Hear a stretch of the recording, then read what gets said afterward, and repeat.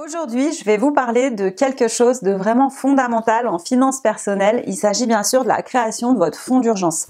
Si vous êtes fan de cette chaîne, vous m'avez probablement entendu mentionner le terme fonds d'urgence ou encore épargne de précaution environ 200 fois et il y a une bonne raison à ça, parce que vous devriez penser à la création de votre fonds d'urgence comme étant une urgence et ça pour deux raisons.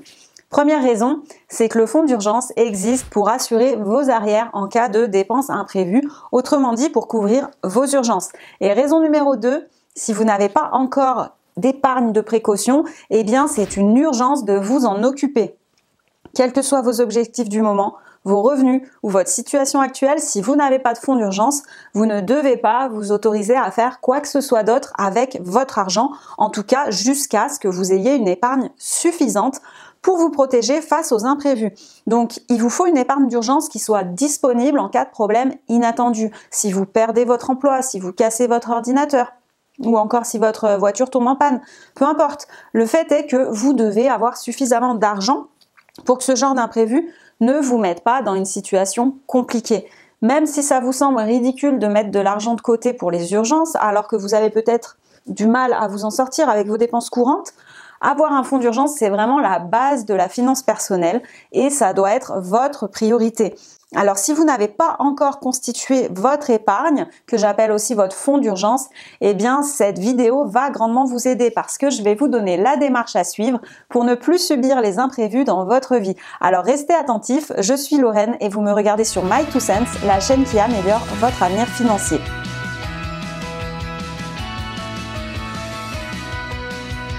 Avant de constituer votre fonds d'épargne, vous devriez vous poser la question suivante. De combien d'argent avez-vous besoin pour gérer des imprévus? Alors, les opinions varient beaucoup à ce sujet, mais en général, vous devez avoir un montant suffisant pour couvrir toutes vos dépenses habituelles pendant à peu près 6 mois.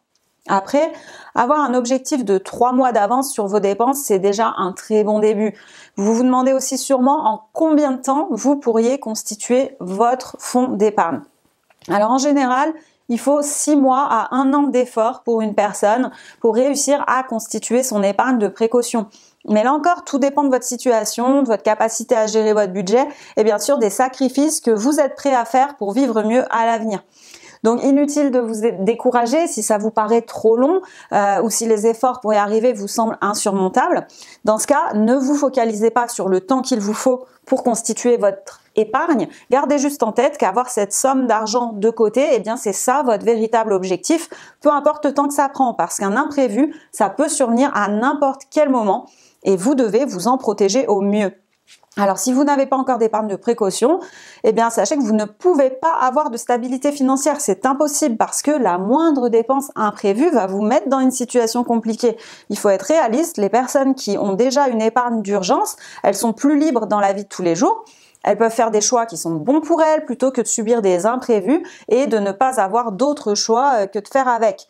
Vous savez que l'important pour avoir une vie plus épanouie, c'est d'avoir plus de choix et d'avoir plus de liberté. Eh bien, ce sont ces deux choses que peut vous apporter une épargne de précaution. Alors maintenant que vous avez compris qu'il s'agit de votre priorité, voyons comment vous allez mettre en place ce fonds d'urgence. Pour commencer à constituer votre fonds d'urgence, vous devez d'abord vous fixer des objectifs réalistes qui sont facilement atteignables. Selon votre personnalité, vous pouvez décider d'établir un objectif d'épargne mensuel ou encore hebdomadaire. Ce qu'il faut retenir, c'est que votre objectif, il doit être défini par le montant que vous souhaitez mettre de côté et à quelle fréquence. Et bien entendu, ça doit vous paraître réalisable. Il vaut mieux commencer avec un objectif très bas que vous pourrez augmenter au fur et à mesure plutôt que de viser trop haut et de vous décourager très vite. Même si ça va de soi, c'est peut-être pas une évidence pour tout le monde, donc je vais le dire quand même, l'argent que vous épargnez doit être conservé sur un compte épargne comme son nom l'indique et non pas sur un compte courant qui lui est utilisé pour vos dépenses courantes, là encore comme son nom l'indique. Il ne faut pas que cet argent il soit accessible au distributeur de votre banque, vous ne devez pas être tenté de le retirer quand bon vous semble pendant vos séances de shopping. Cet argent ne doit pas être accessible à tout moment. C'est pourquoi vous devez le garder sur un compte épargne. Alors je viens de vous dire que votre épargne ne doit pas être accessible à tout moment, cependant elle doit quand même être facilement accessible dans les cas d'urgence.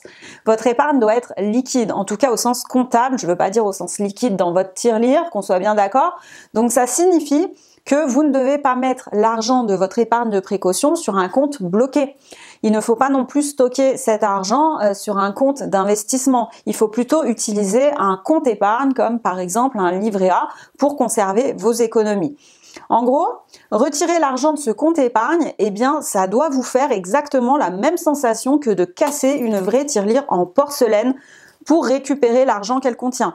Si vous voulez récupérer l'argent à l'intérieur de votre tirelire, vous devez prendre votre marteau et casser votre jolie tirelire. Donc, ça vous oblige à ne faire ça que pour les vrais cas d'urgence. Eh bien, vous devez traiter votre compte épargne exactement de la même manière qu'une tirelire en porcelaine. Vous devez utiliser l'argent sur votre compte épargne uniquement lorsque vous n'avez absolument pas d'autre choix. Une autre chose que vous devez garder en tête quand vous constituez votre fonds d'urgence, c'est que le montant que vous avez décidé de mettre de côté chaque mois ou chaque semaine, eh bien, il doit être considéré comme une de vos factures. C'est une obligation que vous avez envers vous-même. Donc, traitez-la comme telle. Mettez en place un virement automatique. Comme ça, vous n'avez même pas à y penser, ni même à vous en soucier. Tout va se faire automatiquement. Vous devez voir chaque entrée d'argent inattendue ou exceptionnelle comme une opportunité de remplir votre compte épargne. Que ce soit de l'argent que vous avez reçu pour votre anniversaire, une donation, une prime, peu importe, vous devez profiter de cette rentrée d'argent comme d'un cadeau pour votre liberté et votre bien-être. Alors mettez-le tout de suite sur votre fonds d'urgence. Pour certains d'entre nous, il va être inévitable d'avoir une autre source de revenus pour être capable d'avoir un petit peu d'argent de côté. Si c'est votre cas, eh bien dites-vous que d'accepter de temps en temps des petits jobs pour remplir votre fonds d'urgence, ça ne sera que temporaire et en plus vous en tirerez de très grands bénéfices dans quelques mois. Donc regardez quelles sont vos compétences et ce que vous pourriez faire en plus de votre travail actuel pour gagner un petit peu plus d'argent afin de remplir votre fonds d'urgence. Il existe aussi un moyen sympa de rester motivé, c'est de vous récompenser au fur et à mesure que vous approchez de votre objectif. Pensez à quelque chose de pas très cher que vous pourriez vous offrir quand vous aurez atteint votre premier objectif. Par exemple, quand j'aurai épargné mes premiers 10 000 €, je m'offrirai ceci ou cela. Pour moi, une petite célébration, ça serait de m'offrir une boîte de chocolat, par exemple. Alors, quelle que soit la récompense que vous vous accordez, rappelez-vous que la plus grosse récompense n'est pas loin et que vous pourrez bientôt vivre plus sereinement les imprévus que la vie vous réserve parfois. Alors, je ne vais pas vous cacher que pour créer votre épargne de précaution, vous allez devoir revoir votre budget et parfois même vous priver de certaines choses. Ça va piquer un petit peu, c'est inévitable. Mais pour éviter que ça soit trop difficile pour vous, eh bien, vous pouvez mettre en place une rotation. Le premier mois, par exemple, vous arrêtez de manger au restaurant à votre pause de midi. Le deuxième mois, vous utilisez uniquement vos pieds pour vos déplacements au lieu de prendre le bus ou votre voiture pour les petits trajets. Le troisième mois, vous pouvez dire que vous coupez vos abonnements à Netflix ou à tout autre service en ligne, etc.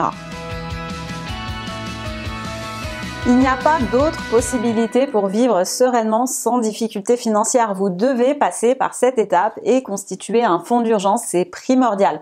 Ce sont les fondations de votre avenir financier qui sont en jeu. Vous ne devez pas voir ça comme une privation, mais plutôt comme un cadeau que vous vous offrez à vous-même et ça sera beaucoup plus facile pour vous de rester motivé. Il n'y a rien de plus apaisant que de savoir que quoi qu'il arrive d'imprévu, d'un point de vue financier, vous pouvez assurer vos arrières.